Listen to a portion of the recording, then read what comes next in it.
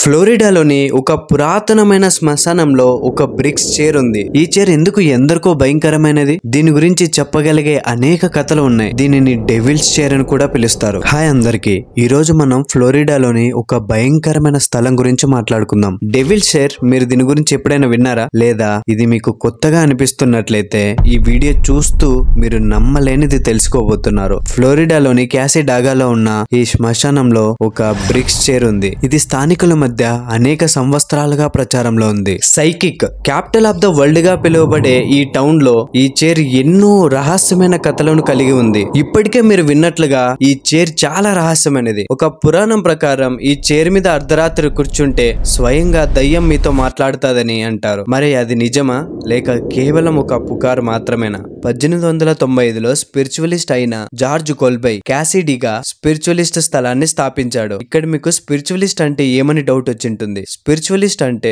తెలుగులో ఆధ్యాత్మిక వ్యక్త అని అంటారు. అంటే చనిపోయిన వారి ఆత్మలు జీవించి ఉన్న వ్యక్తులతో కమ్యూనికేట్ చేయగలవు అని నమ్మే వ్యక్తి. ఈ స్థలంలో ఆత్మలకు సంబంధించిన కార్యాలు అలాగే దయ్యాలతో మాట్లాడటం వంటి కార్యక్రమాలు చేస్తారు. అందుకనే ఈ స్థలాన్ని psychic centre of the world అని పిలుస్తారు. క్యాసిడాగాలో ఇది చాలా మోస్ట్ హంటెడ్ ప్లేస్ గా పేరు తెచ్చుకుంది. అందులో ఈ డెవిల్స్ చైర్ చాలా పాపులర్ అయింది. ఈ చైర్ మీద కూర్చున్న వారు అనేక విచిత్రమైన ఎక్స్పీరియన్స్ చేసినట్టు చెబుతున్నారు. వారు కూర్చున్న తర్వాత వినిపించే శబ్దాలు అలాగే మారే వాతావరణం, కొన్నిసార్లు అక్కడే భూతాల రూపంలో కనిపించడం కూడా జరిగింది. ఈ చైర్ పగటి సమయంలో సాధారణంగానే కనిపిస్తుంది, కానీ అర్ధరాత్రి ఆ డెవిల్ ఆ చైర్ మీద కూర్చుంటుందని, అలాగే ఎవరైనా ఆ టైంలో దాని మీద కూర్చుంటే అప్పుడు ఆ డెవిల్ డైరెక్ట్ గా వాళ్ళతో మాట్లాడుతుందని, అలాగే ఒక ఫుల్ బీర్ బాటిల్ ఆ చైర్ మీద పెట్టమని అడుగుతుందంట. ఇంకా ఆశ్చర్యం కలిగించే విషయం ఏంటంటే మార్నింగ్ అంతా ఆ బీర్ బాటిల్ ఖాళీ అయి ఉంటుంది, కానీ దాని క్యాప్ కూడా తీసి ఉండదంట. ఇక్కడ మనం అర్థం చేసుకోవాల్సింది ఏంటంటే